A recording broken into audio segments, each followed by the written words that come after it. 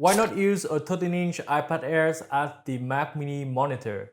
I got this comment from my Mac Mini portable setup and this is such a brilliant idea. Imagine using it as a monitor and when you are done, just disconnect and your tablet is back to being a tablet. Now this method is not new. There's many people who have tried it, but the thing is not all of them are working properly. So to save your time, I've tried them all. And here's our 4 ways to turn your iPad into the Mac Mini monitor. The first one is using Apple Sidecar, probably the best option for a smooth experience. You can connect it with a cable or wirelessly. But since Sidecar is meant to use the iPad as a second monitor, we'll need a small workaround to make it the only display for the Mac Mini. We're going to do that by creating a virtual screen on the Mac Mini and using Sidecar to mirror this screen to the iPad. And to be able to do that, we're going to use an app called Better Display. You can go ahead to download its free version and then navigate to its general setting to create a new virtual screen. There's a few display presets for you to choose from, so just pick whatever is appropriate to you and click to create a virtual screen. When you're going to the display setting, you'll see your virtual screen here, and if you don't, check if you turn it on or not. Now click on the down arrow at the bottom and select mirror or extend to iPad, and also change the use to mirror for iPad and optimize for iPad.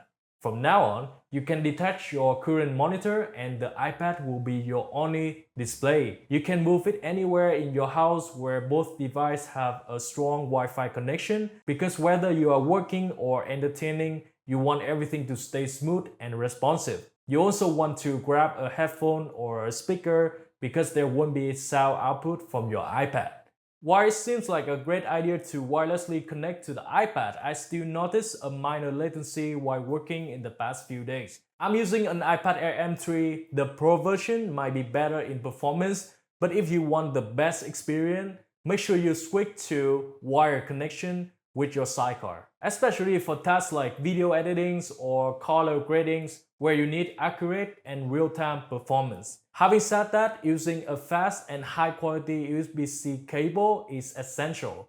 I tried many, and this 𝐂𝐼 cable is by far my favorite. I use multiple devices in my room and this is the only cable I need. It's not just a regular USB-C that could connect iPad to your Mac Mini. It is also Thunderbolt 5 compatible, which delivers the transfer speed up to 120 gigabit per second. Powered by PD 3.1, it can provide fast charging to different devices up to 240 watts, which can charge my MacBook Pro from 0 to 50% in just 30 minutes. And it's not only functional, I like the build quality as well. The cable is made with 60-core coaxial wires, allowing better data transmission and power delivery. And everything is wrapped around with a soft silicone, which makes it both durable and flexible. And with all of these features, it only costs $39. Super affordable, so make sure you check it out, link in the description. Now Sidecar might be the best option, but it only works with certain newer iPad and doesn't support touch gestures unless you are using an Apple Pencil. So if you have an older iPad that doesn't support Sidecar or you just want to use the iPad touchscreen, using a third-party monitor app might be the better option. Yam Display is one of them. It can turn your iPad or even your iPhone into a monitor for your Mac. And the setup is very simple. Just download both the iOS and macOS version of Yam Display. It is a paid app. You will need to pay around $13 for both wires and wireless version, but this is a one-time payment only. So I think it is very reasonable. I really like this method because it is super convenient. You can just leave the Yam Display app running in the background on your Mac, and whenever you want to use your Mac Mini, just open the iOS app and you get the connection instantly. The only downside, which might or might not be a deal breaker, is the resolution. It supported different resolution including Retina, but still it's not as sharp as what you get with Sidecar. Also, it doesn't support Apple Pencil, so if you are looking for a solution which enable you to use your touchscreen using Apple Pencil and also deliver really sharp and high quality visual, check out our next solution, which is using Luna Display. This method will use both hardware and software to transmit your Mac display through a single USB-C dongle plugged into your Mac Mini. The dongle works like a transmitter, It's paired with the Mac app, which capture your display and send it straight to the iPad app over a peer-to-peer Wi-Fi connection. Many people prefer this method because it is wireless but not depends on your Wi-Fi network, so you get very low latency and high quality streaming. It also supports Apple Pencil and multi-touch gestures, which make the experience even better. The only drawback is the price. Over $100 for USB-C dongle is not something everyone is willing to spend.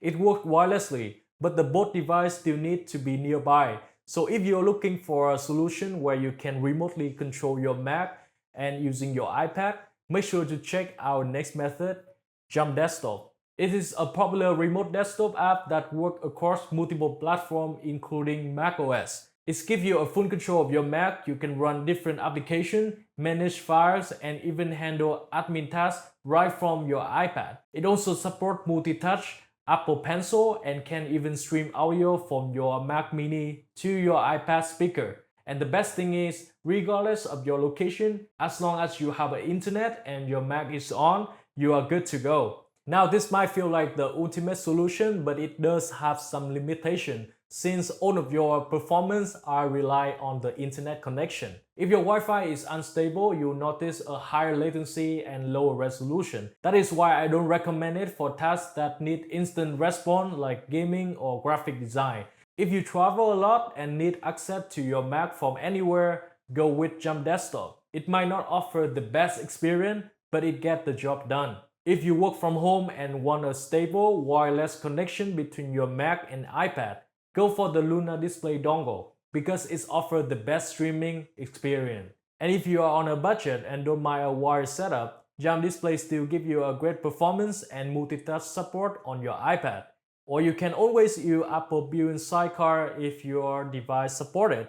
So let me know in the comment which method you're gonna use and do you have any question. Also, if you know any other method that could turn the iPad into the Mac monitor, feel free to let them down in the comment below so we can all learn. Thank you all for watching and I'll catch you on the next one.